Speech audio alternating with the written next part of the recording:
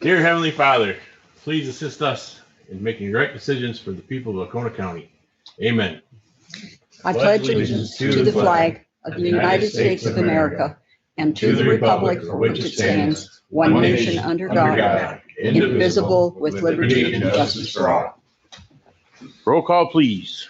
Gothier. Here. Small. Here. Thompson. Here. Brady. Here. Drummond. Here. Would anybody like to approve the minutes? So May moved. 19th. Both the 19th and the 24th. Seconded. Motion by Brumman, second by Small. Any discussion? Hearing none. Do we have to roll call these? Then all in favor? Aye. Aye. All opposed? Motion carries. Let's go to public comment. Let's go to public comment. Looks like we don't have anybody here, but do we have public comment on the internet? Yes. I see somebody. Judy, can you hear me? Yes. Yes, I can. Oh. Can you hear me? Okay, we can hear you. Okay, good. Go Making ahead. sure my thing was working. Name and yeah. township. Judy French, Harrisville Township. On May 3rd, there were two resolutions that were sent in for you guys to review. And then they were presented at the May 19th meeting. These are proposed resolutions that we would like to see adopted here in Oconee. The first resolution was in support of House Bill 4471, which prohibits employers from discriminating against an individual because of the individual had not received or declines to receive certain vaccinations. The second resolution supporting House Bill 4667 to prohibit the producing, issuing, or providing an incentive for the COVID-19 vaccination passports. Both of those are just in support of those House bills. And I urge you to bring both of these to the table. The people of this county feel very strong about this issue, and as representatives of the people of this county, I feel that you do have an obligation to address these issues. Thank you. Okay, thank you very much, Judy. Do we have any more comment from Jennifer? Good afternoon. Hello.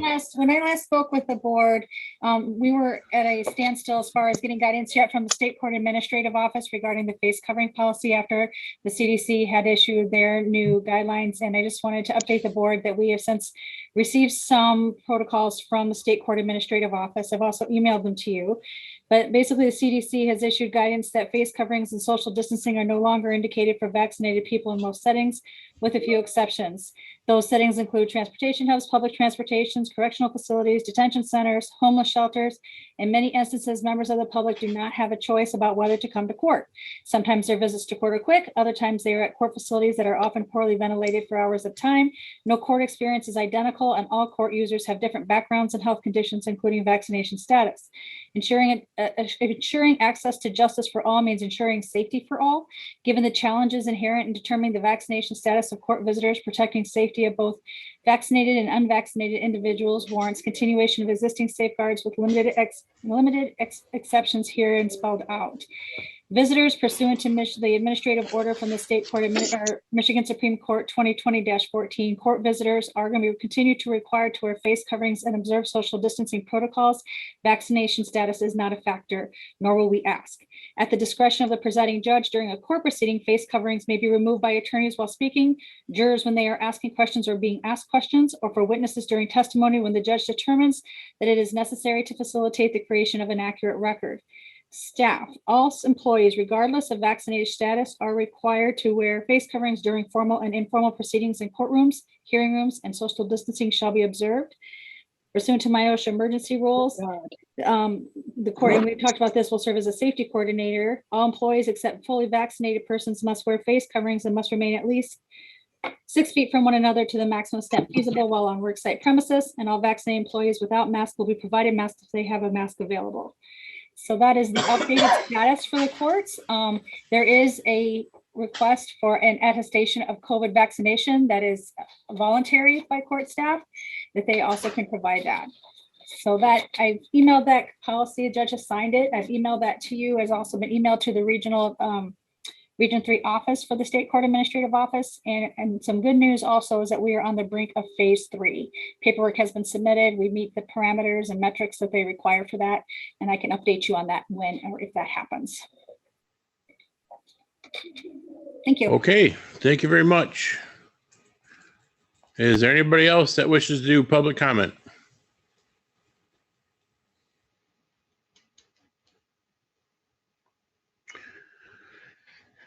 Okay, hearing none, we'll move on to well, first I need to alter the agenda a bit. We're going to add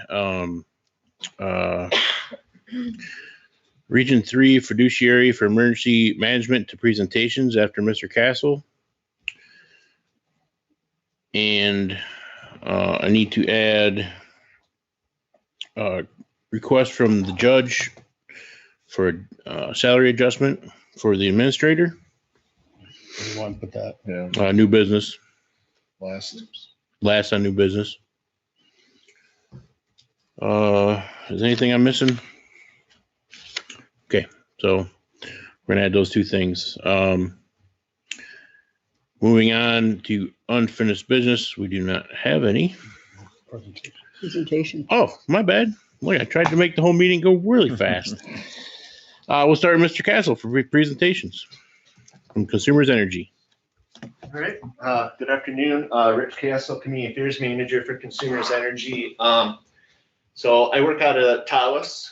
We have a new office down in Tawas, which officially opened in September of 2020.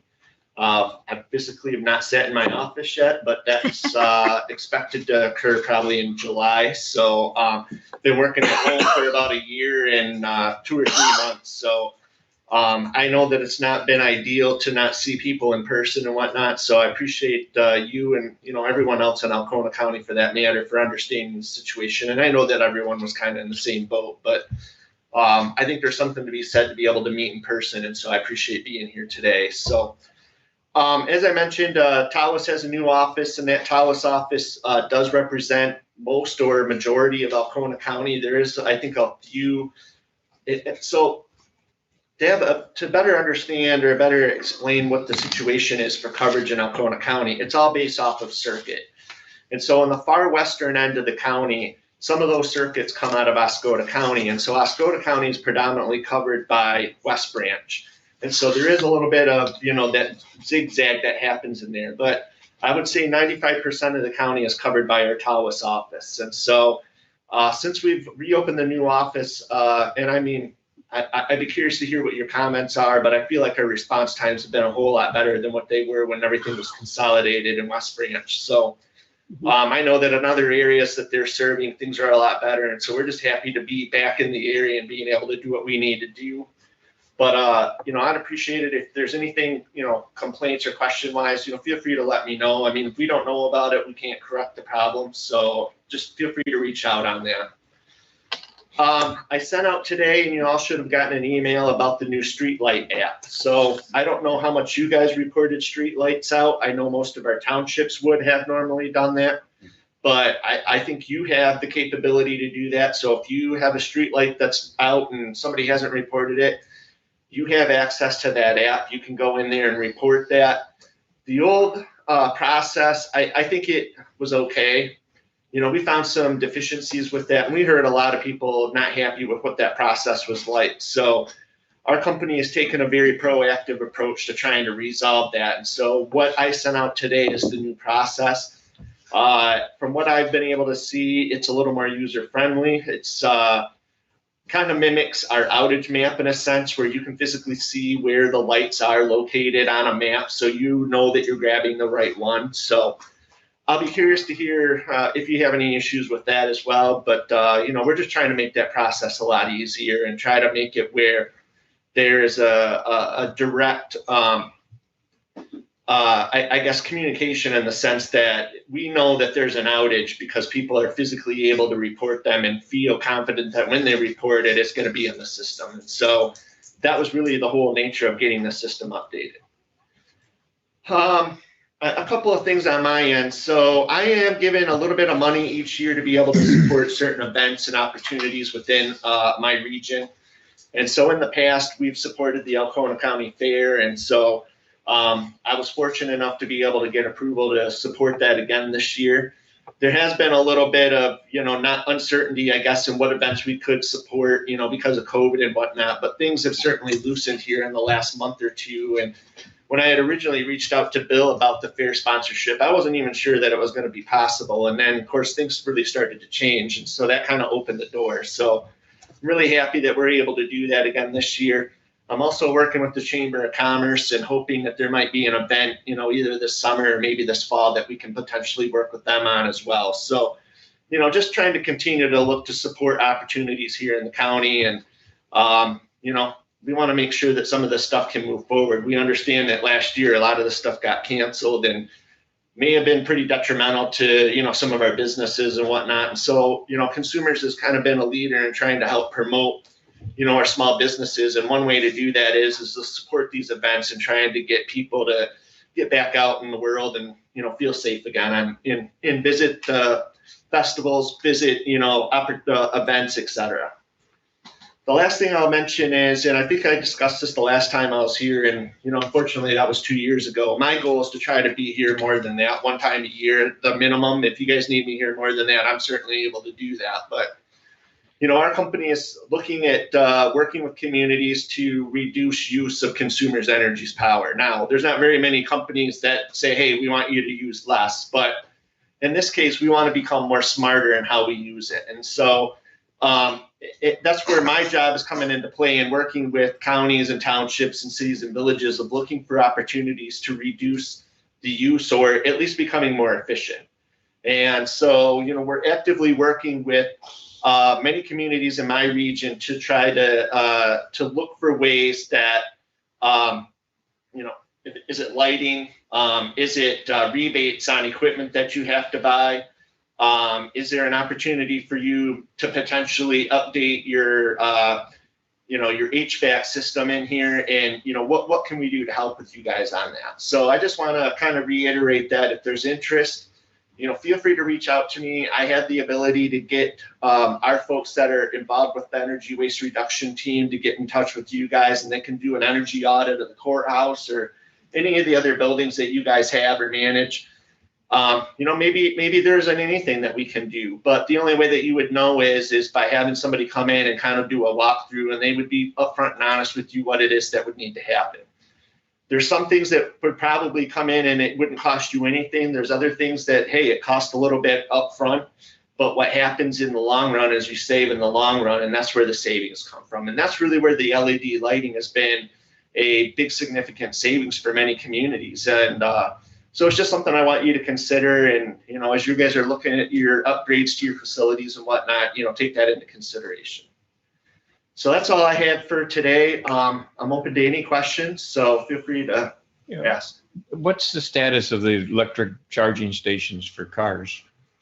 So right now we're working with communities on that. Been working with the city of Harrisville on looking for an opportunity to do that with them. I don't know where the rebates are at this point. So I kind of helped initiate that discussion with our electric vehicle charging team, and I kind of just let them go ahead and, work with the city on that. So I know that there was a lot of interest from the city of Harrisville, and so I assume things are moving forward in the right direction. But, our goal is to try to work with these communities to at least get one, if that's possible. And there's definitely some advantages of having a system like that in play. I mean, one of the things that we've been promoting in our region anyway is tourism is such a big industry for our communities. And so, if you have that system in play already, well, if you didn't have it and somebody had an electrical vehicle, I mean, they're either not going to drive it up here because there's no place to charge it, or some other town might have one. And so what happens is they're stopping there and they're charging their car, say, somewhere else. Well, you just lost out on somebody potentially stopping here and charging their vehicle for an hour. In the meantime, they could have been in the store buying something or in a restaurant getting something to eat. And so, we're really trying to, work with these communities to look at this as a small, but it's still an economic development opportunity. So that's kind of where things stand. Things are obviously going to continue to progress as we move forward here in the future. And I'll continue to work with, whatever community is interested. Thank you. I have a question. Yeah. There's other providers that are working on some broadband type scenarios in our area, and they do come into Oconee County. And can you speak to if Consumers is making any headway in that direction, or has any plans to try to use any of their infrastructure to deliver broadband? So I believe back in September, we did have a meeting with Doug Cheek and the EDC to talk a little bit about that. And, long term, are we going to do something? It's not very clear if that's even going to be an option. And, I know that the co-ops are looking at doing something, but the difference between the Consumers Energy and a co-op is we cover 68 counties in the Lower Peninsula. So it's really difficult to integrate a system that's managed. It's totally a different system, whereas a smaller company or a smaller entity, they have a little better of an opportunity potentially to do that. And that's probably the reason why they're doing it. Do we support it? We do. I just think that if there's going to be any type of system that we integrate, it's probably not likely going to happen anytime soon.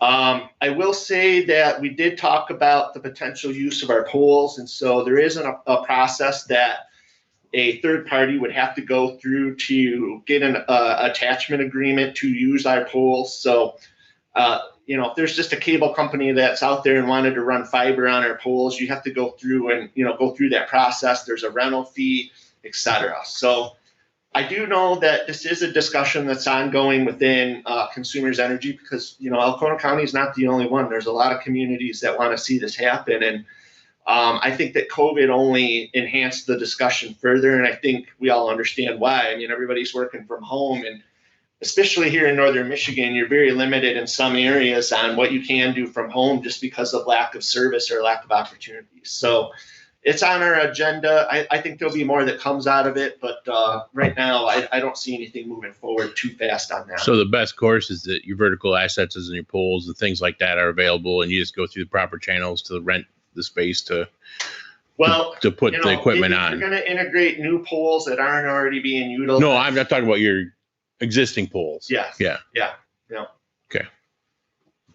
And that's something that I can continue to work with anyone, the EDC or whoever wants to work with that. So. Doug Cheek at the EDC, I'm not to go off, but he would be a great person to coordinate on it. And you could talk to any of us, obviously, and I'll be a big part of that too. And Dan, he's on the EDC committee. He's the liaison. So, but I had a couple people in the public. We had a meeting last week with the townships, and they were asking me. I said, well, as a matter of fact, I can ask that question. So yeah. If it's okay, I can pass on your contact info to some of these people. Okay. And Doug has my info. I mean, we speak regularly. Yeah. Or I wouldn't say regularly, but here and there. And again, we had a meeting in September about it. So I can certainly get our attachment team back in contact with him because that's who I had involved in the discussion. So he would understand better what our process is, and we can have that meeting again. I mean, I know it was 8 months ago. And yeah.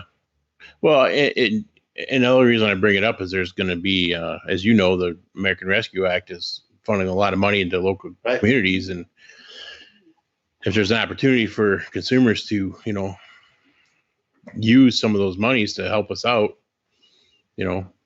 all things I'm sure they've talked about and reviewed. I was just looking for something official on that. So, okay. Yeah, maybe it's worthwhile to set up another meeting and I think so. Kind of get things realigned and and it might help our team to know where you guys are at this point, because I think at that time you were still doing some research and really trying to figure out what the plan was going to be. We are a lot further along now than we were, okay. So it would be good to reschedule a meeting. All right, I'll look to schedule that, and I'll work with Doug on it. And yeah, do. I'll ask him to invite whoever he wants to have. Great, that'd be great. Are you talking about that text up there? Yeah, I'm just gonna. Well, I'm just gonna say I'll text it too, but Dan's or Rich, Rich. Sorry, Rich. Rich, contact number is, it's okay if you use this one right here. 231-735-3619, right to Rich Castle. Flood his phone. He's going to be excited to get all your calls the rest of the day. Just kidding, but anybody else have any questions for Rich? Yeah.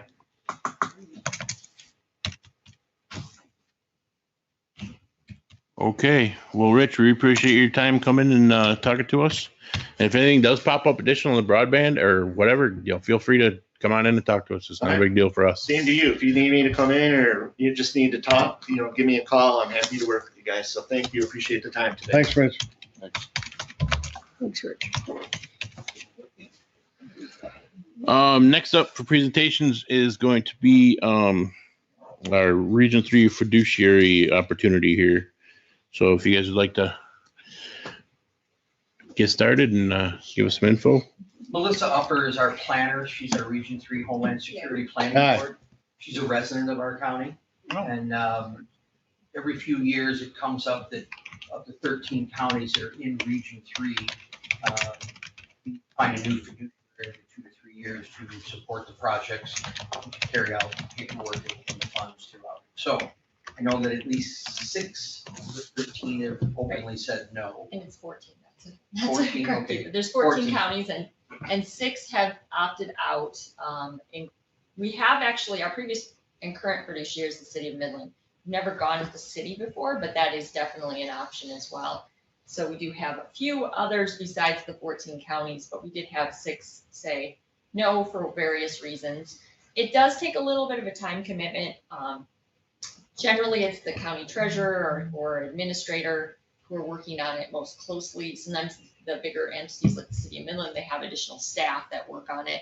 So I don't always work with the treasurer, but work with one of their assistants or whatnot. But it's more or less about making sure that the rules are in place. And I do a lot of that actually. So I kind of work hand in hand with the fiduciary to ensure that all the rules are followed. But we've been doing it for so long that it kind of becomes a routine. And Oconee County was the fiduciary just a few years ago. It was about 6 or 7 years ago for 3 years. They picked up the 10 from Bay County. Bay County actually lost the grant, and then they were the 10, 11, and 12, which actually ran at the same time, and then the 13. And Tim London was the planner, my position at the time, and I was his assistant. So I worked with him through all those years that he worked with Oconee County. And we worked with the same people, with Cheryl Franks and Sheila Scott. They were the ones that helped us. Sheila was probably the primary person that I communicated with on a regular basis. So, and I felt like it went very, very well. I mean, Carolyn might be able to speak to that. I mean, she was around too when we were doing it as well. And there are a few hiccups, but I think we have most of the kinks worked out by now. We've got a pretty good system. Iosco County was the next fiduciary, and they took it on for 4 years. And unfortunately, with a light shell and barges accident, that kind of pushed them out of it. They were looking to get out about that time anyway. 3 or 4 years is generally about what most counties are willing to take on. So, but it does provide some additional funding for the county. 5% of the total grant award is eligible for the county for whether you use it for hiring people to do the work, or if you want to provide some upgrades to your county building, but they all have to be related to the purpose of the grant. And this is a Homeland Security grant, so our focus is anti-terrorism, whether it's planning for, protecting, hardening your system. So something like additional lighting, cybersecurity is a huge component of what we do. So if you need new computer systems or infrastructure, we can provide that as well. But everything has to get pre-approved. So there's a whole layer of protection. So you're not going to spend money you shouldn't. Everything has to get pre-approved, overseen. There's a whole process that we work through to make sure all the payments and purchases are made in line in accordance with the grant. I will say Melissa is absolutely a jewel to work with. Thank you. Thank you. The anticipated grant award is about $802,000, which would mean that the fiduciary award would be a little over $40,000. So about $40,121 to be exact. That number could change. The funding for the grant, the paperwork and finalized write-up from FEMA, this is a FEMA grant, comes down in September generally. That's their targets, and then they're a little behind, but generally that's when we have to sign off on it. We have to report to the state of Michigan who our fiduciary is sometime in August. And our regional planning board meets and they will vote on that at the beginning of August. So that would give about 2 months to decide and ask questions. And I can provide you with additional paperwork and information. I actually have a PowerPoint presentation too that I can send to you that kind of walks through all the roles and responsibilities. But again, I would talk to Sheila and Cheryl as they were right in the thick of it and know firsthand what's involved with the work and whether or not this is something that they want to take on or not. But I'm more than happy to answer any questions, and I'm close by, so I'm always available for a meeting if necessary. So the deadline to figure out if we want to do this or not is when? Our meeting, I believe, I think it's August 3rd. It's the first Monday of August. I'm going out of my head, but first Monday of August is when our planning board meets. But the state of Michigan would like it by the end of August. So if we needed a little more time, we could actually probably get more time. In past, if for some reason the fiduciary hadn't been decided, then we just stay with our current fiduciary, knowing that we need to have someone in line within the next couple of months. So there is a little bit of wiggle room in there if we have to. Has anybody else stepped forward as being interested? Not at the moment. I had a few other counties that were interested, but then they had new management as far as new administrators in place, and they were just interested to see what it was all about, but they decided to opt out because it was just a lot to come at them all at once. So. Okay.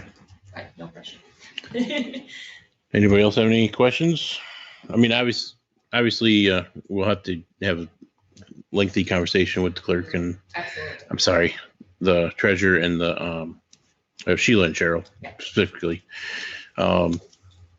Because like you said, they're doing all the work for this. Right. And if it's something they were willing to take on. So I guess we'll put it on business for next week just to bring it up again and talk about it, not necessarily making decisions, but keep it on the radar and keep you in the loop. So yeah, and I'll leave you my contact info before. okay, that'd be great. And I would like a copy of that presentation. Yeah, I will send you one. Thank you for your time.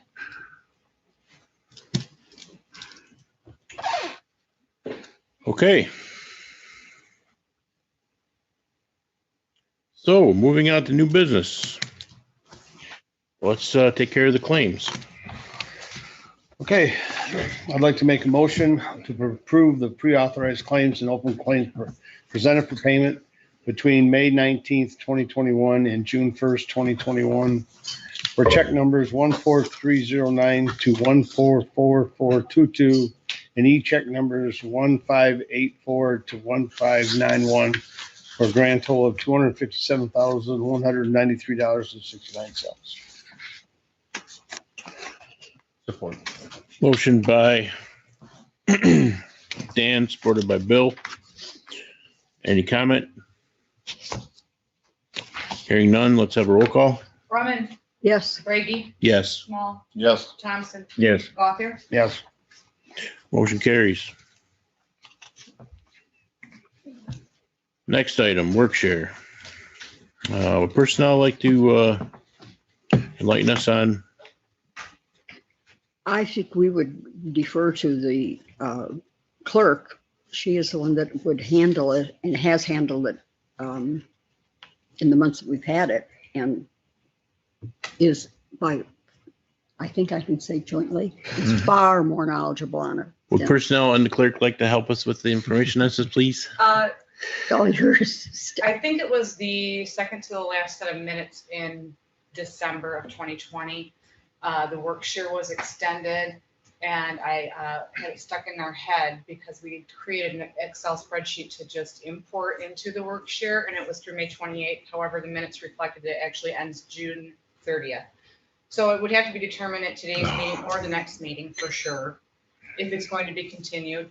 I did talk to the trial court administrator, and the two individuals that currently participate in the work share do wish to continue it. I did look up through, and it can be extended through September 4th for the stipend with the 30% deduction for the work share. And even though if it's granted to extend it through September 4th, doesn't require you that has to continue. You know, if whatever happens with the building status, if the doors do open back up and it's extremely busy and they can no longer participate, you can stop it at any time. This just approves that we can go through then, because this one's gonna end and we're gonna have to start a new one anyways. It's not really that hard, but it's up to you as a board, but they do wish to continue. So we have 2 employees. So there have to be. Organization-wide? 2 units. Yeah. Yes. And the unemployment agency is still Yeah, carrying that I this? did print it up. It printed all wacky. I don't know why, but yeah, it was extended through September 4th. It can be. It can be. Yeah. And that's just in regard to that additional offset. Right. Work share is in place forever, whenever, and I don't know how long it has been, but can be utilized not just for this case. Right. But it's following the guidelines that were set in through this. Okay. Well, I'm going to go conversation anyway because I don't want to go on it today, but Why not? I mean, I'd make a motion that we extend it to September 4th. okay, I have a motion. Support. I have a motion to support. Here we go. Discussion. Okay, so I guess just how long have I known about this is the question. Well, I've known about it since last year. So that answers that question.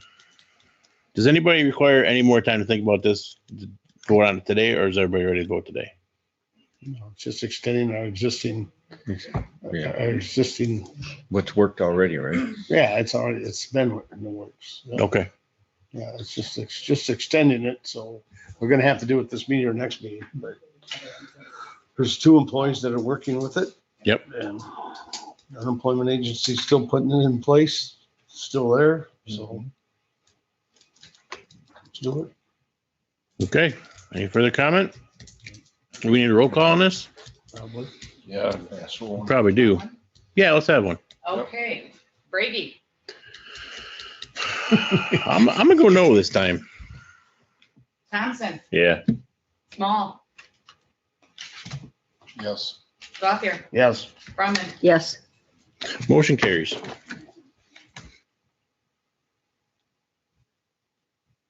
That is that for that. Excellent.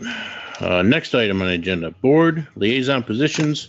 We talked about at our special meeting last, what that day that was? That Monday. was I believe. May 24th. So 2 positions to be created for liaisons, budget coordinator lead and a budget coordinator assistant. I've given you guys the information. What I want to stress, we talked about salaries last week, but what I want to stress about this, well, first of all, so I can talk about it, I'll make a motion to approve these new positions as liaison to the board. For discussion, I'll support it. Or second it. Moved and seconded. Okay. Discussion. So, one thing I would like to say is that this position does not infer, both these positions, neither of the positions infer any kind of authority over anything other than it is to monitor and assist the Board of Commissioners, who has the ultimate and end authority to make the decisions and the changes and everything that needs to be done for budgeting. So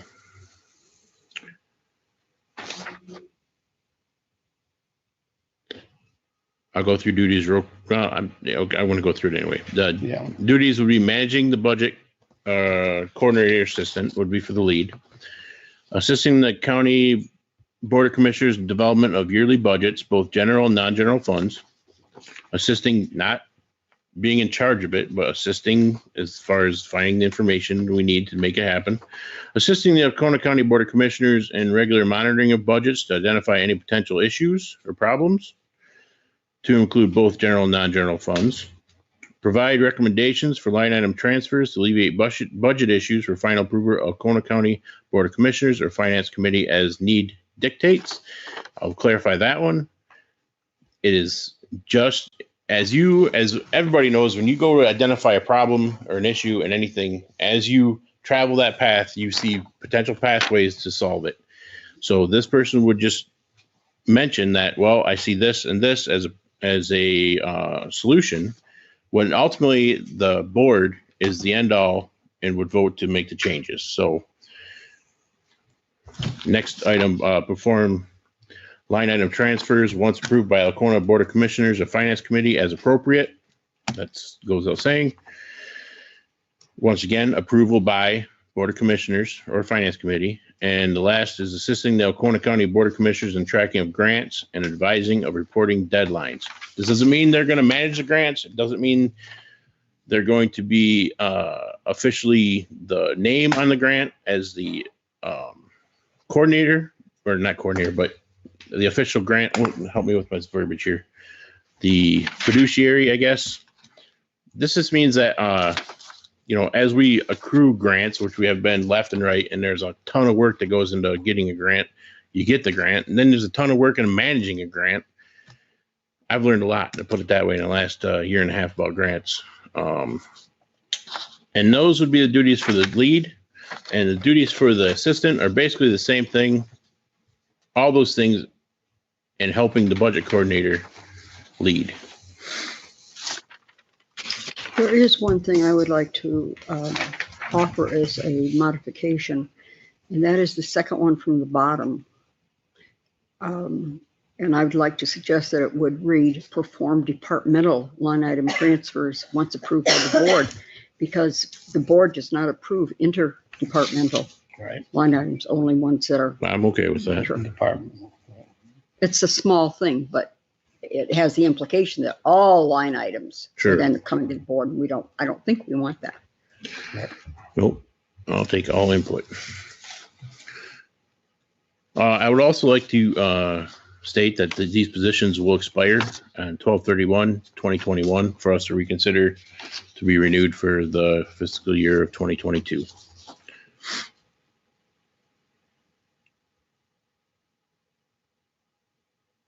Any further comment, discussion? I guess the money, we have a line item for board liaison, right? Yep. So monies would have to be transferred in. Yeah, we'd do it from, if we do it from the, I would want to see us create a new line item. No. There's a line item already there. I know there is. yeah. Okay. But this is a different. The other one is merged between the clerk and that. Right. And I would think we need a new one for this. Oh, I don't think so. What's the difference? We pay out of that line item. We pay the clerk, the treasurer, and the prosecutor all out of the same. Not pay them all out of the same. Prosecutors is separate. Okay, so we pay the other two out of the same. Do. They're identical amounts. It might make sense to just add another line item. I feel that it should be a separate line. I guess it's just a matter of semantics. That's fine. If we need to do that, but that's all. Yeah, we don't have to vote that it's a separate line, do we? No. I don't know. Are you willing to do a separate line? Finance, yes, I would consider doing Thank you. a separate line. I don't know to what end, but I don't think it needs to be tracked separately. It's what I'm trying to get through here is that, we've had these liaison positions basically undefined for years, 30 years, 40 years. Somebody at some point in the 80s decided, let's give them some money. Well, no reason. They were performing assistance to the board. Well, I agree with that, but I'm just saying, but it's never, I can't find any records that say what or how. So, okay, anyway, Okay. I digress. We can make a different line item for this, and I would transfer it in from the rate in our same department to cover. So Contingency. we don't have to vote to move that money. Any other discussion? I've talked to you individually at length about this. Does everyone agree? No, I'm not even gonna ask that. So, okay, We're gonna vote. I'm ready to vote if you guys are. Gothier, Yes. Brumman, Yes. Thompson, Yes. Small, Yes. Brady. Yes. Man, that was a lot of Hokey pokey for unanimous vote. Thanks for letting me hang out there, guy. Motion passes. You were hanging out. I was hanging myself, wasn't I? Yeah. That's great. I Awesome. don't mean to say it. Good times, good times. Stop talking, Yeah. stop talking. Yeah. Kick me next time or something. I'm gonna try. All right, good. I appreciate that. We'll move on to the next item. Building status. How about this one? Carol, you want to speak to this one?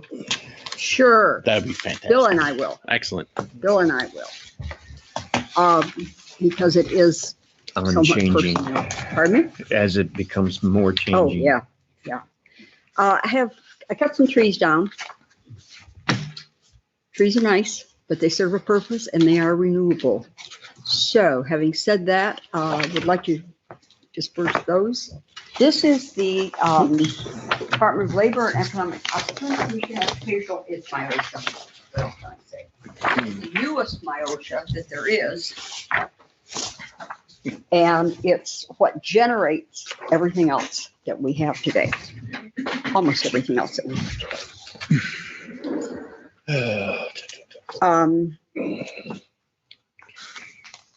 What we also have today for you is what we are asking of you today.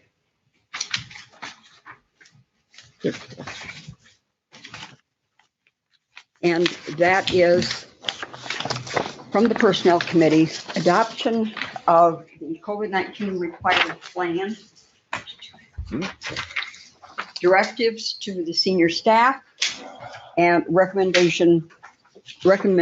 position for the board to take. If you recall, in the fall, we were mandated to do a COVID preparedness and response plan.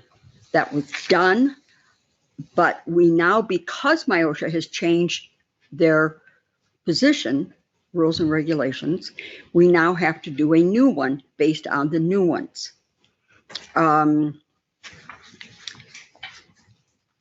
believe attached, I don't have a copy of this for all of you, but I wanted you to be aware.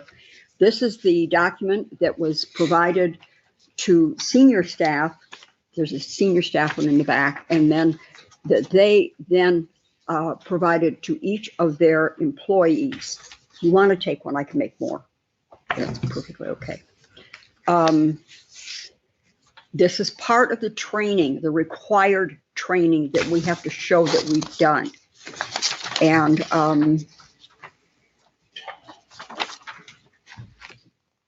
we have those. We have them from back last fall when we did it. And we now are in the process, and we'll have those from all the current staff. The next thing that I have for you, and you might want to rip the front page off of this before or after you get it. Doesn't really matter. Not the whole thing. Pardon? Nothing, Carol, nothing today. That was my Some snide remark down there, under the Terry. table remarks. I'm sorry. I should That's not do okay. that. Don't mind at all. I got that. Right there. This is in response to their rules that came out May 21st. This plan will have to remain in, unless they change. If they change their rules again, then we have to do a new plan. But this will remain in effect until October 14th or successive, succeeded by an update. It's understood that some departments will be different. As we know, the court has other or additional rules and regulations, which they must abide by. We have, we created all of our so-called senior staff, our department head and elected officials are responsible for the people in their offices to do the training with those people in the offices. If you turn to the next page, as I said, feel free to tear that first one off because it's only informational. The next is what we are asking and need to require of you to pass and approve today. It's the COVID-19 Preparedness and Response Plan, updated May 27th, 2021, and approved June 2nd, 2021, based on my OSHA regulations of May 21st, 2021. As you can see, there are two phases to it. There's the preparedness, and then there's the response.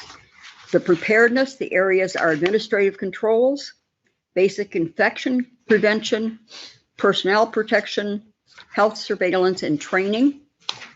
We covered each and every one of those with our staff, with our senior staff. And then there is the response plan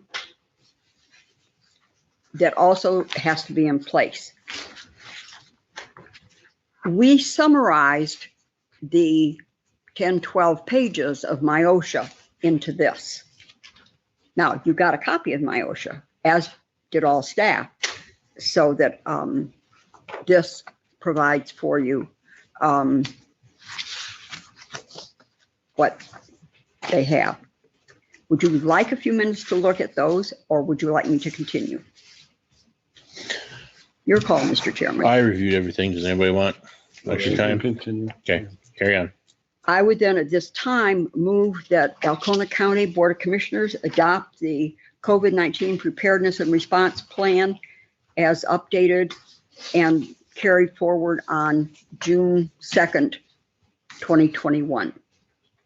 Support. Motion by Carolyn, support by Bill. Any further discussion? Roll call, please. Hearing then none, we'll do a roll call. Small, No. Thompson, Yes. Brady, Yes. Brumman, Yes. Bucker. Yes. Okay, thank you. We will now be technically with my OSHA. We should sign that. The next thing that we have are directives that are based on the preparedness and response. There are a couple of these that the board may not want to do. They can be pulled out. Others can be put in. This is our county's directives. The first one is a mandate by my OSHA. We must continue recording every day, as we have since October. I will condense it to the well-being of each of our employees that comes to work. We do not have to do the temperature recording anymore. That is no longer required. But do you have a cough, shortness of breath, flu-like symptoms? As you know, John provided a portal for our employees to go into each day, and a couple of clicks of their mouse and they're done. For every day that we have paid someone to be here, we should have that report as required by my OSHA. Those have to be held. Now the new ruling is 6 months. Used to be a year. New ruling is 6 months.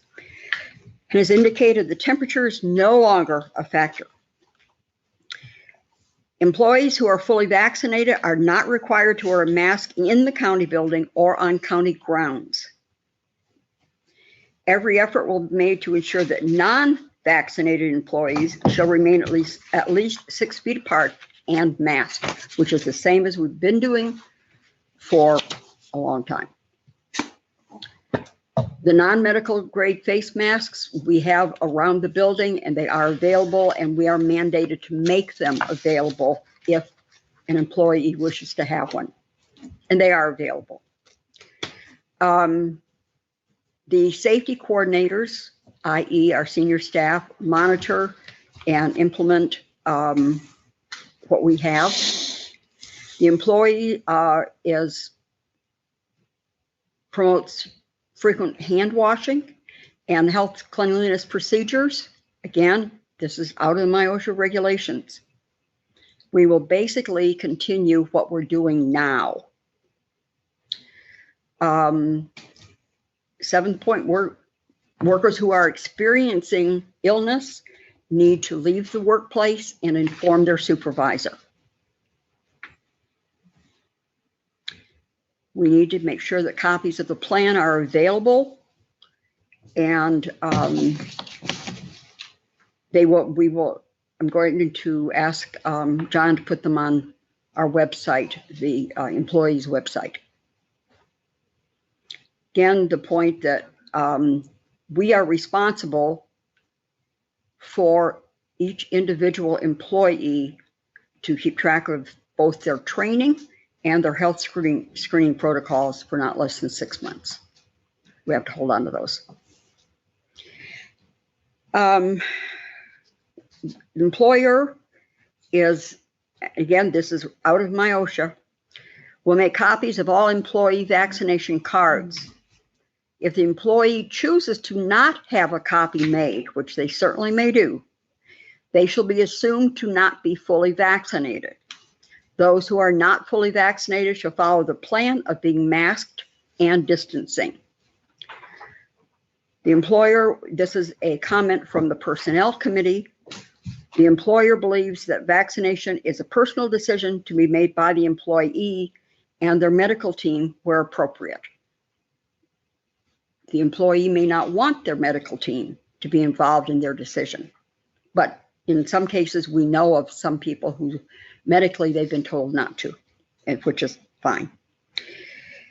It is the recommendation of the Personnel Committee that on June 4th, as relevant to COVID-19, that the county building will be, that's supposed to be June 3rd. How did we miss that?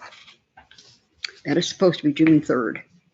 Although you certainly can change that to August, whatever. As relevant to COVID-19, that the county building will be opened. All public entrances will be open and available for entry and exit.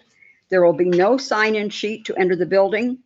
Further signage will indicate that fully vaccinated individuals do not need to wear a mask nor social distance. The last one is the recommendation of the Personnel Committee that on June 4th, again, that should be June 3rd, as relevant to, that ends up a duplication. Oh, I'm sorry, 11 did type out on the other pages. We had trouble with this document. You don't need that one last. We don't need that third one. There's 2 11s. We don't need 11. We do not have to open our building. That's about the biggest one that we have a choice on. And if you so choose, we have these. I just have a question Yep. on number 10. Yep. It says that the employer will make copies of all employee vaccination cards. I thought that was optional. No, Is it isn't. No, required it is not. Under my OSHA. Mhm. In here? Where's that?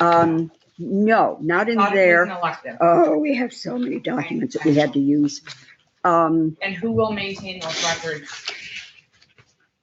We are, and when I say we, I do not have a mouse in my pocket, but I do have Bill standing next to me.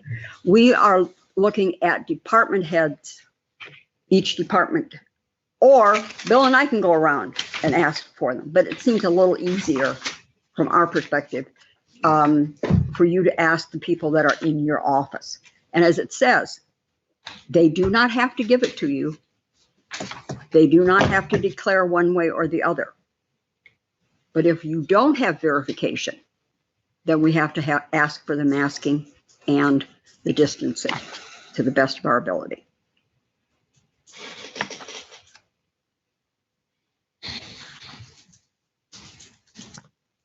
And I Well, would, Is it that sounds like, okay for department heads to, pardon me? is that okay for department heads to have that information? Yes, we cannot distribute it away from the, well, the department head is their supervisor. Is the department head their employer? The elected officials, Elected officials, but then but not department head. department heads are not. Right, You are their employee. that's my question. The I'm sorry, I'm not. Commissioners is the employer. And if you are more comfortable with Bill and I doing it, we can do that. Well, on that article, the OSHA, my OSHA's rule that you passed out first, on page 5, it says compliance with sub-rules 2 and 4, which deal with the vaccination. It says that this rule may be accomplished in a manner deemed effective for the place of employment. This may include keeping records of whether employees are fully vaccinated persons and exempting them from sub-rules 2 and 4 of this rule accordingly. Bill, I'm so sorry after all that. Where are you? Yeah. Sorry. Right, on page 5.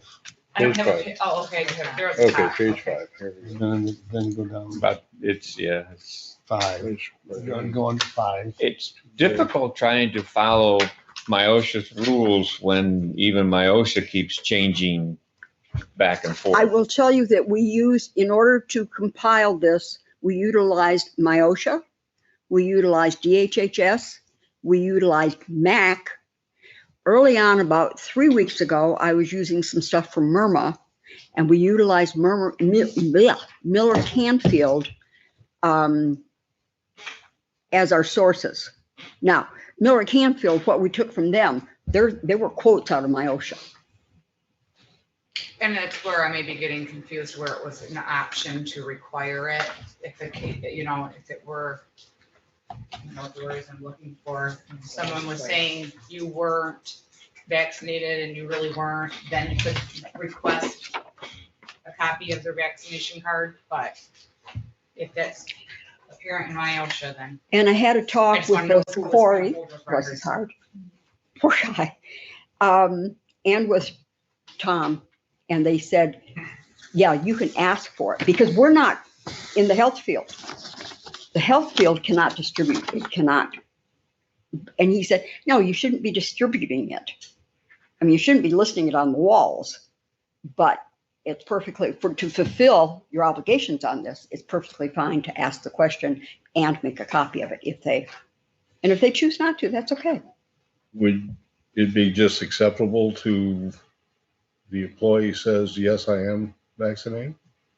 That's not what my OSHA tells us. It says you will have a copy.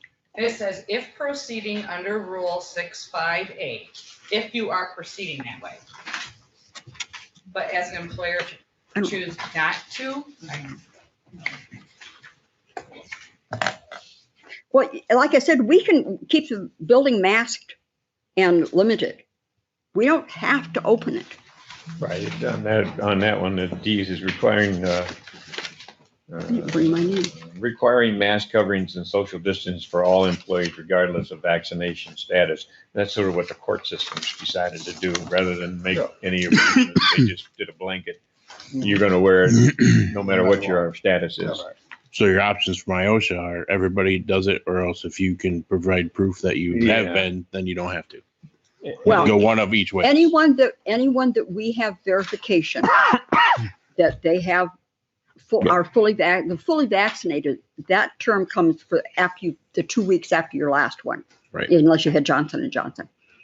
And I must admit, it falls into the whole concept of my privilege, my right to do what I want. And it's how do we come up with something that works from the guidance that we are controlled by to also make it into workable situations without getting bombarded by everything else that says, so you're using it for other purposes. I mean, we have to have a policy and keep updating the policies as we're trying to do. And it's almost impossible to make everybody get it through. Who's gonna do the disciplinary for? Right, that and I can see where the court system went. They just said, we're not gonna do this at all. We're just gonna go with the mask. You come in, you just wear the mask and you stay 6 feet. I don't care what you are. I mean, that's an option. It's just, it isn't what we were hoping for. We were hoping to be able to open the doors and get more in normally. Normalist? No, anyway. It's not working real well in writing, no matter how you come across. So. But that's our best shot at it so far. So what, are we gonna open the doors? That's- Didn't you I'm sorry, you recommended that, right? Yes. Yeah, but just because we recommend it doesn't say that's why you only have 2 on a committee. Well, I understand. But you are recommending that we. open- Absolutely. What we would like to ask is that you agree to the directives that we've offered you, 1 through 10, Because once you open the door, you have to follow 1 some through 11, I'm sorry. Right. protocol. Well, even if the doors aren't open, we still have to follow some of the protocol. Yeah, right. And I would You don't- make an observation or comment. I think that if we do agree to that, I think we should also agree to the EMS building opening back up, unless you don't want it to. If we open it back up, what do I need to do for the public that come at all hours of the day and night? You take one of those signs and post it. So it's the honor system. It's the honor system. 100%. Because I got people calling 3-4 times a day. I know you. When are you gonna open? When are you gonna open? I just want to make sure that everybody is safe and that everybody follows the rules, whatever the rules may or may not be. If you go And I know back, they change daily, if not hourly. if you go back out about 3+ weeks, I ran across something that said that you didn't need to sign in at the door, but if you went inside of an office, like for instance, treasurer has that outer thing there. Yeah. That provides some distance and everything. And so you wouldn't need to be signed in, but if you went inside, such as they do for registered deeds frequently, then the person would have to be signed in. That is no longer, that was in somebody's verbiage, but it's no longer on the table. So have you made a motion or no? Yeah, Pardon? Have you made a motion or you need a motion? What's our motion here? Well, I think, are there some of those you'd like to change? I don't want to change. I mean, I think before we get a motion, be easier to change them now. And we can change them 2 weeks from now if you really want to. I think they need to be adapted as they are. And like you say, things change. They could come out 8 days from now and change everything again, so. Well, Sit over here and cross out an I, but that's, I would agree. I mean, My OSHA started to work on permanent.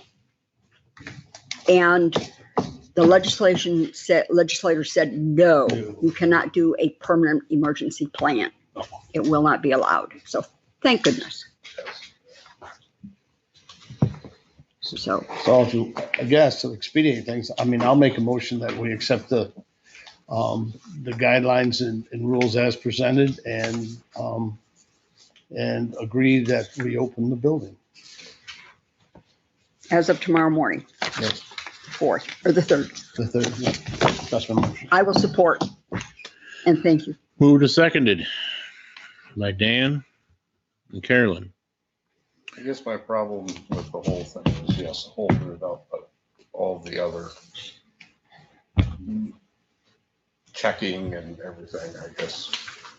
Have you ever been involved in a MIOSHA review? Yes, I have. Well, then you know the reason we're doing it then. Doesn't And mean it- I agree with it. Implies, Oh, no. implies employees. Right. Yes, as far as employees are concerned. And those signs Yeah, will that's all I have. hopefully, It's people who- honor system. Well, that's what I'm, if it was the honor system, but if what I'm hearing is not the honor system, just requirements of this and this, not an honor system. I feel very strongly that one of my personal obligations as a commissioner is to prevent damage because of an outside entity upon our county. Clarify that, please. This will help prevent an outside entity from coming in and causing damage to our county. You're talking about somebody coming into the courthouse. No, we're talking about MIOSHA coming here and You're talking about my- penalizing us for not following the rules. If it's my OSHA you're talking about, MIOSHA's the let's only talk one. about it. That's what I thought I had mentioned earlier. Yeah, you mentioned earlier, but you went sideways as far as I'm concerned, but, all right, I'm ready to vote. Any other conversation? Hearing none. Let's do a Roll call. Roll call. This is nasty. Please. Brumman, Yes. Thompson, Yes. Small, No. Gothier, Yes. Brady. Yes.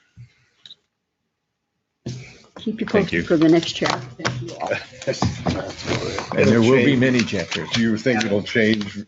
Oh, yes. I look for a change in July or August. I'll cheat 2 weeks. Well, even then, that's not You'll even, take that I won't bet. take You'll those accept bets. that Uh-uh. Not the way things have been going. Thank you all.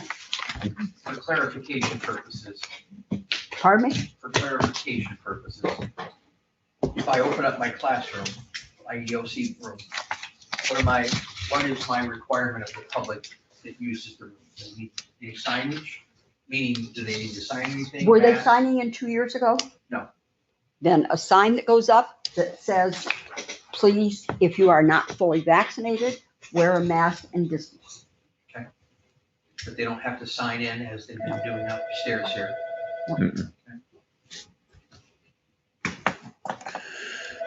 All right. That's my phone ringing off the hook, so he's mad already. Share that phone, Adam. Well,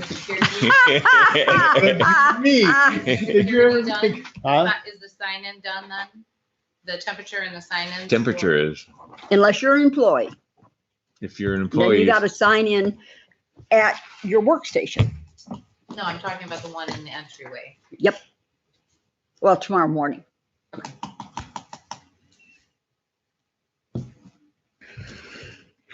Okay. So the temperature machines will be gone. Or it can stay there. We just don't have to use it. No, because people keep moving in front of it trying to get their I know. picture taken. Well, for entertainment value, we'll leave them there. right. And we can, post the footage on the web. It'd be great times. We'll just let the court system find it. To sign in, is that still going to stay in place and the doors are locked? Everything's open. We're back to Okay. normal. Buildings unlocked. Tomorrow morning. Yeah. At the entrances that were before, not every single entrance, but the main two I thought entrances. the recommendation was all entrances. All public entrance. All public. We've already established, we got the one downstairs and the one upstairs. Okay, Yeah. Just the two then. Okay, so, Same I as it was. mean, we can keep hammering this out, but we motioned and approved and we should be officially, I'm just saying. We'll work big deals out. Moving at that forward. point. We have to move forward.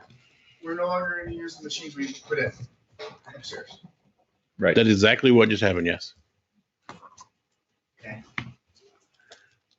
All right, Effective June 6th. Fourth. Effective Or is it tomorrow. Tomorrow. Bill, the paper says you're closed through June 5th.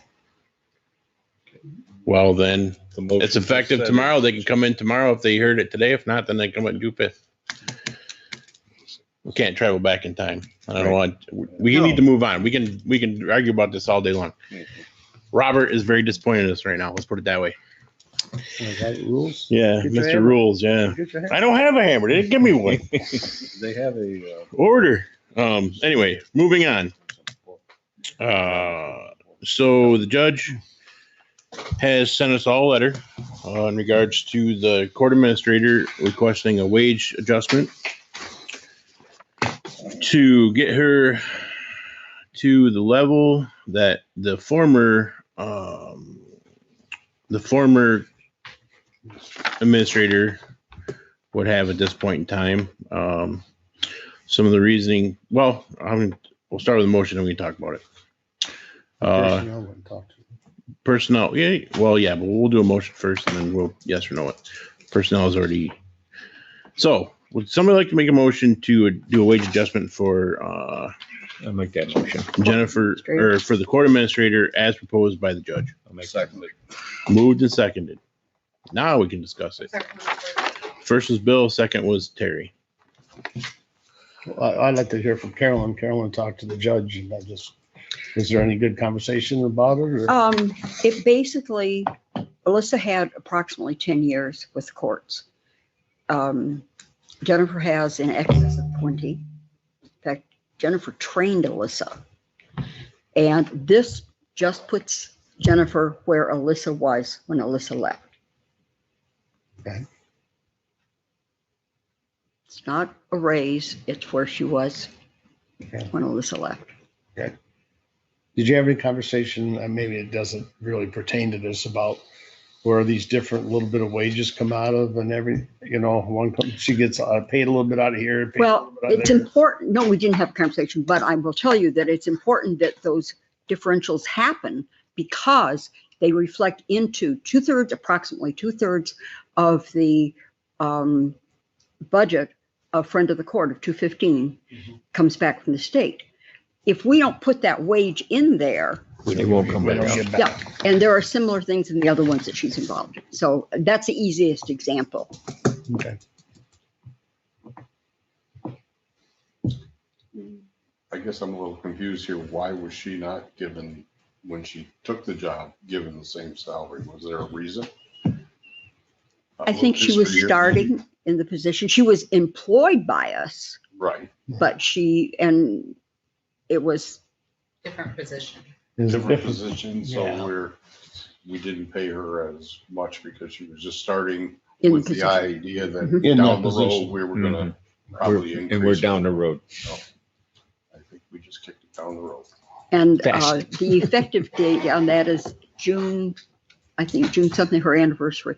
And I would say the one closest, starting at the pay closest to her Yeah, there's a anniversary. date there, isn't there? June 8th is their anniversary date. Yeah, June. But I agree with the next, don't do halfway through a pay. No, don't Is do the it pay halfway through a anyway. pay.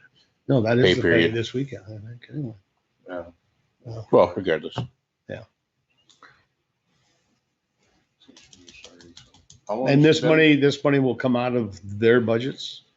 Some will come out of 10130, I'm sorry, 101, 103, 130, 3, yeah. 215, 274, and 292. Is there some that comes out? I don't know. But anyway, the ones that she's not So they're- 274, the ones that she is affiliated So with. it is coming out of their. They're moving monies out of existing line items. And how long has she been at this position now? A year. It's been a year? 1 year at June 8th. Yeah, okay. And FYI, after our discussion in personnel, we recommended that this take place and we sent it to the finance committee. Right. That's so much fun to do. I know you enjoy that. I do. What is the recommendation? Glad you recognize Yeah. that.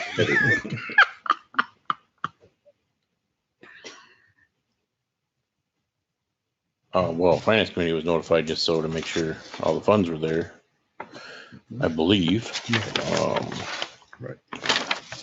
Was a motion second. Yeah, we got a motion second. We can keep talking about it or we can vote. I don't know how long you want to stay. I don't know. So let's vote. Roll call? Thompson, Yes. Paul, Yes. Gracie, Yes. Drummond, Yes. Gothier. Yes. All right, motion carries. Finance report. One thing I have, we have received another invoice from our attorneys working on the litigation that's been ongoing for a while now. We have another invoice for $9,520, which really just covers the month of April. We have in our legal services line item 101-101-801, we have $7,576.81. So I'd like to make a motion that we move $10,000 from our contingency 101-890-999-000 over to the line item 101-101-801 for legal services, which will leave us about just over 8,000 in our legal services. Because I'm sure we're going to be getting some more bills on this. I don't know when it's going to stop. Talk to our prosecutor, and he is of the mind every time he calls them, it costs us more money, and he doesn't get any answers. So I don't know what else to say. I'll second. So this thing is ongoing, is what we're being. It's Yep. supposed to be coming to an end. I mean, have you heard anything, Cheryl? You probably haven't heard anything. Yeah. It's We just, have a meeting next week yeah. in regards. I don't know if it is the time that we just bite the bullet, make a phone call and say, listen, we got so much money into this thing now, it's going to be over over and above any kind of expectation. I mean, when is this gonna end, or, I don't know. I think it's appropriate to make a phone call and initially say, I really want to talk to you about this case, but we've got to do it off the dime. Yeah. I want to be able to have it with you without it costing me. I want to be able to have time to think and move forward. And at that point, I think it's a fair question to say, okay, what do you see in the future? How long do you see this running? Yeah. What value are we ultimately going to have from all of this? Yeah, right. The way the courts are doing this. Right. And who knows? He's probably got plenty of other cases and he might just say, and I think a fair question is, in doing the research and so on, part of that research is, in my mind, has got to be applicable to all the other counties or the other counties that he has as clients. Right. And I don't mind paying for our fair share of researching that knowledge, but I don't think he ought to get paid for researching the knowledge from every single county. That's not my place to make that decision. That's his. He's the businessman, not I. But I agree. Is it time to say no and not pay it until it's solved? And then see if never be solved. Who's your meeting with coming up, Cheryl? The Association of County Treasurers. Okay. The majority of them, we share this particular lawyer with a few of the counties that Yep. are there. They have other ones that are representative of probably 30 or 40 other Yeah. counties. And the commissioners are named in that suit too. Does anybody want to take lead and communicate and find out what's up and how much longer this is going to last and what's going on? I'll take him on. Well, good. Yeah. All right. As long as you don't have any expectations. No. I have Information is all I require. FOIA request for the contract that was signed for legal counsel. And I assume after that, shortly FOIA requests will start coming in regard to how much has been spent on legal counsel. Oh, all right. So we have a motion. All right. We got a motion and a second. Anybody else want to discuss further? What is the motion again? Motion to just move 10,000 out of a contingency fund and put it into the legal services fund. Leaving us a balance of 8,000, a little over 8,000 in the legal services fund. Just because I'm assuming this is April, May's already gone. So whatever happened in May, we're gonna get billed for. And so, I mean, it's just something we gotta do, I guess. Okay. Roll call. Brumman, Yes. Small, Yes. Thompson, Yes. Brady, Yes. Gothier. Yes. Anything else? I got a couple things. Yeah. Could go you ahead. make me a copy of that bill, please? Yeah. Number one is well, I don't need to have a vote to move that. Well, do I need to vote to create the new line item for No. No, okay, good. What I'd like to do though is I don't have to do it separately or whatever, but I would like to make a motion to appoint Cheryl Franks for the position of budget coordinator lead, and appoint help me, Sheila Phillips. I'm so sorry, Sheila. Sheila Phillips as budget coordinator assistant. Sheila, good Lord, help me. Sheila Scott. That's now the phone can ring. Sheila's ring. What are you talking about? That's my motion. Okay. I'll second that. Moved and seconded. I just realized that we created two positions, but didn't put anybody in there. So, any discussion, comments? The All right. assumption is that you've discussed it with them. Yes. They have an opportunity to refuse. Let's put it that way. You don't have to. Okay, so hearing no discussion, roll call. Brumman, Yes. Gothier, Yeah. Brady, Yes. Small, Yes. Thompson. Yes. Thank you. Anything else for finance? I don't have anything. No, we're gonna have a meeting Friday. Oh, yeah, we're trying to plan a meeting Friday. Were you able on that, Cheryl? Cheryl, were you able on that Friday? You available at 2 o'clock on Friday? Okay. Okay. Before we go to closed session, can we get a little recess? Yes. Sure. Go to the treasurer's report. Well, let's do the treasurer's report first. Okay. Let's blow through a bunch of stuff and we'll do the personnel Okay. last. Treasurer's report, please. We have been working with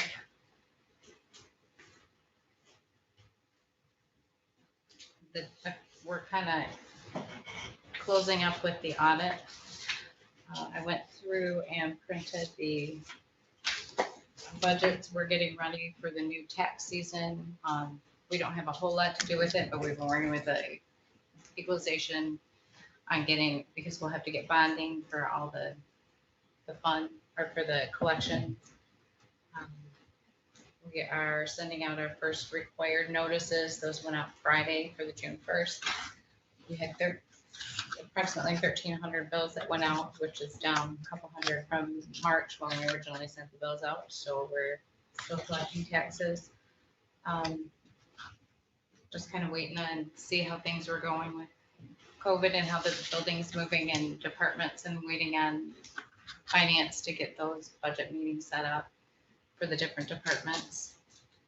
Other than that, sold a bunch of kennel dog licenses. June 1st was the deadline. Had a bunch of kennels in Oconee County, apparently. Just business as usual. Does anyone have any questions? Once we get through the middle of June, I'll have a happier report for you in regards to all the finances and where everything is for all the funds. We're just waiting to do the reconciliation for the end of May. So once June is complete, we'll have a better idea of where we are and what we have for the rest of the year. I haven't heard much on the ARPA funds. There is a seminar coming up on Thursday this week in regards to that. Have signed up with the federal government for acceptance of the funds. All the other puzzle pieces were already in place. That was the one that had to happen, so took care of that too, I think a week and a half ago. Thank you. Other than that, I guess I would just kind of move along. All right. How about clerk's report? I don't have too much. I just wanted to get a little bit of clarification for the budget coordinator position, the job description. Did it state the amounts and the effective date of those raises? Or? Did I give you a copy? I didn't give you a copy of this. And I gotta actually do one more thing I forgot to do. Man, I'm really getting back to this. I'll give you this, but we need to go ahead and finish your report, but I can mention one more thing. For payroll and. Yep. And then also for Jennifer's, so that's gonna be the first pay after her anniversary date of June 8th. And can I get a copy of that letter as well? Yes. Okay, and then the building is going to open on June 3rd with no machines. The doors will be unlocked. Yes. Okay. And the only other thing I have is MTA dues, if you guys were interested again this year. I think you opted out the last couple of years. How much are they? So yeah. How much are the MTA dues? Oh, how much are they? Remember the commissioners, 5 to 7, $460. That's Michigan Township Association. Okay. All right. So that's clerk's report. Thank you. Before we go into communications, I do have one more thing that I forgot to bring up. In regards to the budget coordinator positions, I would like to make a motion to make the pay retroactive starting January 1st.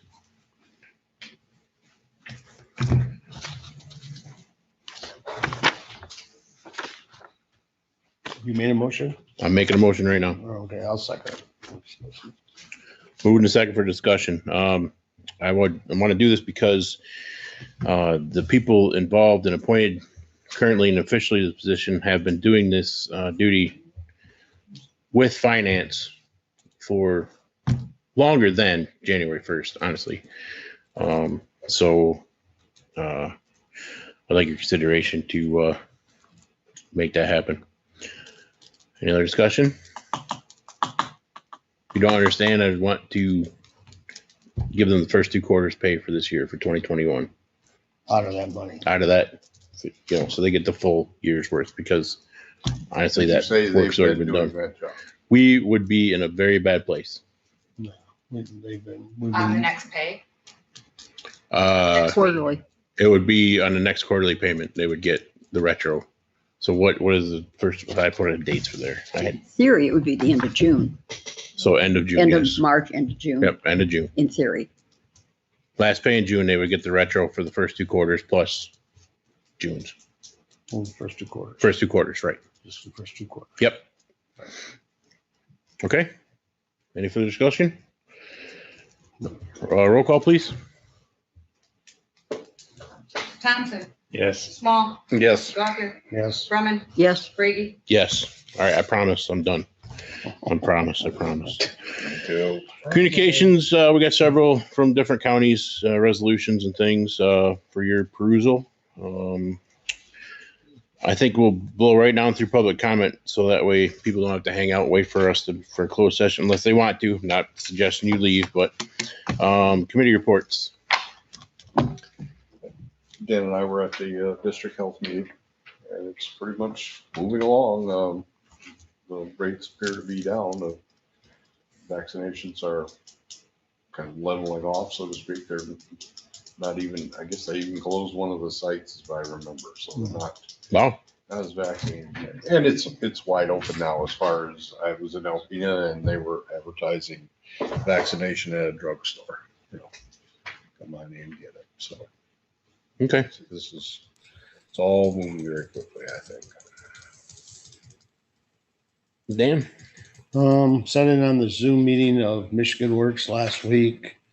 Everything's moving there. They're just starting to get ready to open the buildings, but just still frustrated because they've got so much money, so many things available to people to get them lined up for work and trained and all that, and they just can't get anybody to come in and even apply. So they're frustrated, but they're moving around, but they're like a lot of the organizations are getting flooded with money constantly.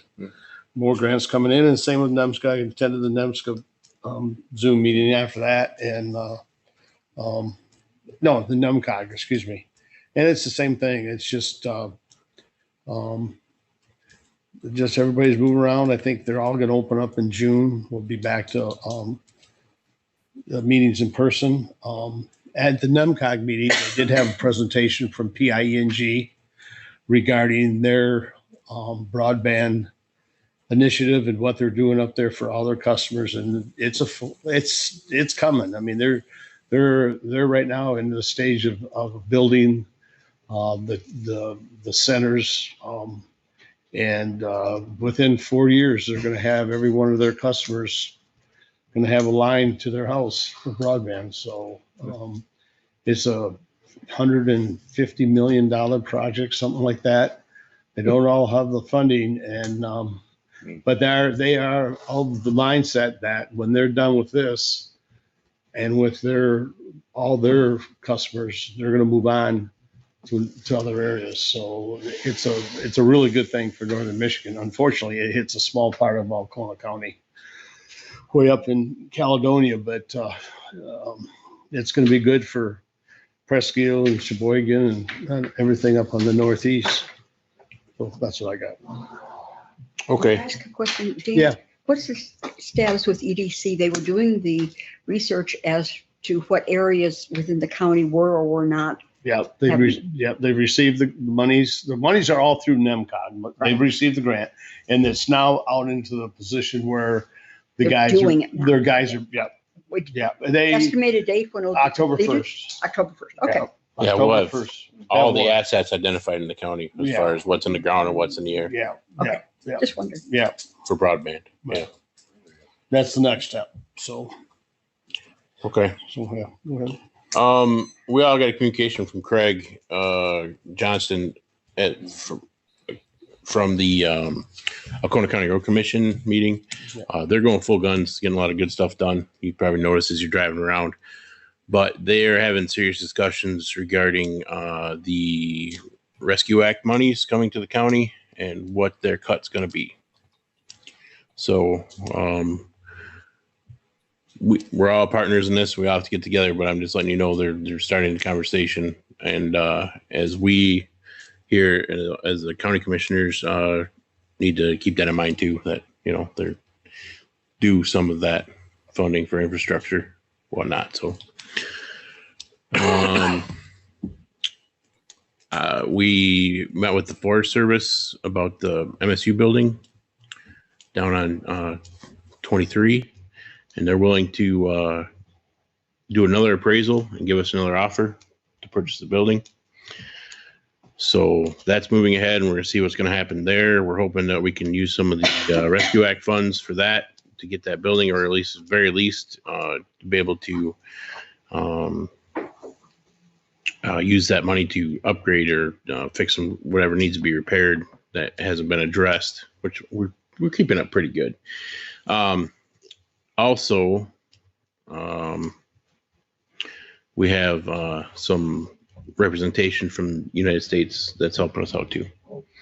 So they've been involved in the meetings, and we're that's going to go well, I think, but we've yet to see the end result. I just got a notification that they're getting ready to training the new director for the soil district to replace Janet. So that's what I have for committees. How about you, Bill? ACCOA, June 8th, they'll be doing their sign up for their Market Fresh coupons for the individuals. They'll be running that again this year, where you can use the coupons in different places. There's a pop-up pantry going to happen in June. I missed the actual date. It's middle of the month at the fairgrounds. And they purchased a new Dodge van to move people around the area. Thunder Bay Transit, Andrew, the director, had resigned, and his person that was working under him, Angie, has now been moved up temporarily until they decide what they're doing with the director's position. Been working on the Coven preparation plan and union contracts. We're starting to get some of the bills coming in from the county cleanup. Two of the compacted goods trucks have been come in. We've done 122 cubic yards of compacted goods. Waste Management has not sent theirs in yet. The tires for the 1,529 tires that we counted went into the trucks. It's going to cost us $4,000 to process them. And we should still have some funds on the grant that we had last year to help that out. So things are starting to move, get ready to close that out, hopefully in the next couple of weeks. That's what I got. All right, Carolyn. 211 meeting, relatively routine. They're opening bids, I believe, Friday on the vehicle that they're after. The rescue, it's a rescue type vehicle. And Sunrise Center was relatively routine meeting. We are reviewing the wage scales, and I've got another meeting Friday in Alpena on that, and resetting them, but it's relatively routine stuff going on.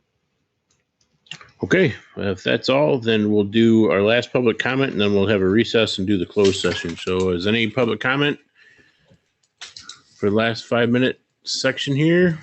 Jennifer. Oh, Jennifer, go ahead. Hi, I just wanted some clarification from the board as far as reopening the building. It's my understanding you said that's going to be effective tomorrow, and there would be no requirements for temperature screening measures. Is that correct? Correct. Okay, so I guess and I know you already made a decision. I can perhaps see if I can get an appointment on the next board meeting. But as of right now, the courts are in phase 2. We are progressing to phase 3. It requires all court users and visitors to the court, would still be required to have their temperature taken, would still require to be going through the screening measures, which is why we purchased the kiosk. So I guess I'm just sort of looking, and I know you're not here to answer questions, just for comment. I'm just sort of reaching out, letting you know that this is still a concern for the courts, that it, part of the reason for that purchase, part of the reason for council in the past regarding the closures of the building was because we have these big limitations that we still have to exercise in a large customer set when they come into the building, especially on court days. Not only that, do we not have the manpower in order to do all the screening that's required within our office for those people who are coming in. The court will have these measures in place until we can go move to phase 4. Phase 4 does not happen until the United States declares that we are no longer in a pandemic. So I understand my OSHA has different standards, but the courts have different standards. And obviously we use your building and we try to coordinate that with you. So I reaching out for some direction, whether I should have a conversation with somebody after, not between the next, before the next board meeting, or however you want to have that looked at. Or is it just what it is? And we're going to have to try to figure out how to screen every single person that comes in for court, because I don't see how that is a feasibility for our office. That's my public comment. Okay. All right. Yeah, reach out and we'll have a discussion. Thank you. I just volunteer for that. Any other public comment? Seeing none, we'll go into recess. We'll come back for a closed session.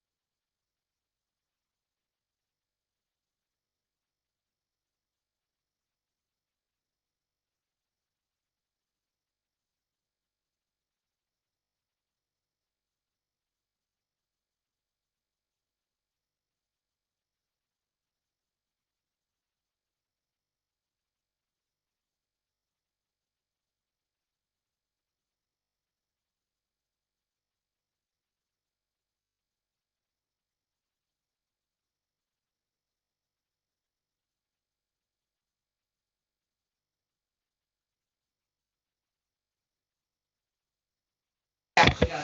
She was asking about her property tax. Okay, let's go back into our, we'll do a roll call for going back to the meeting, please.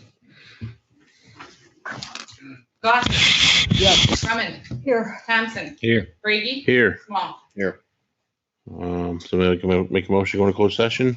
So moved. Seconded. Moved and seconded, going to closed session. Roll call? Brady, Yes. Small, Yes. Thompson, Yes. Gothier, Yes. Drummond. Yes.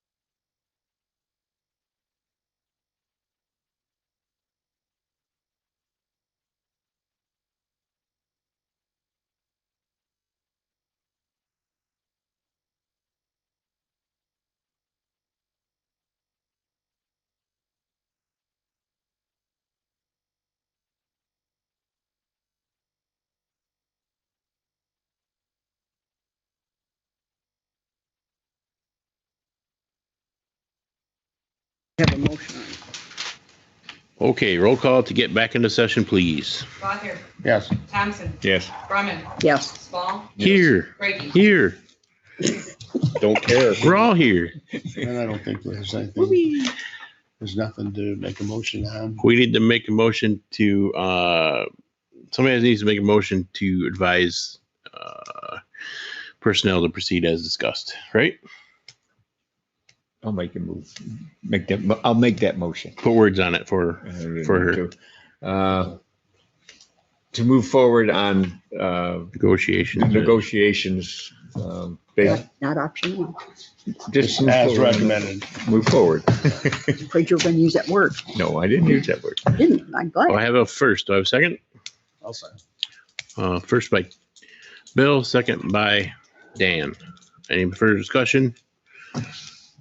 Roll call, please. Brady, Yes. Brumman, Yes. Gothard, Yes. Small, Yes. Thompson. Yes. Okay. Motion carries. Motion to go out. Any commissioner additional comments? Make a motion to adjourn. Adjourned. We're doing it next time for another exciting episode of Oconee County Commissioners.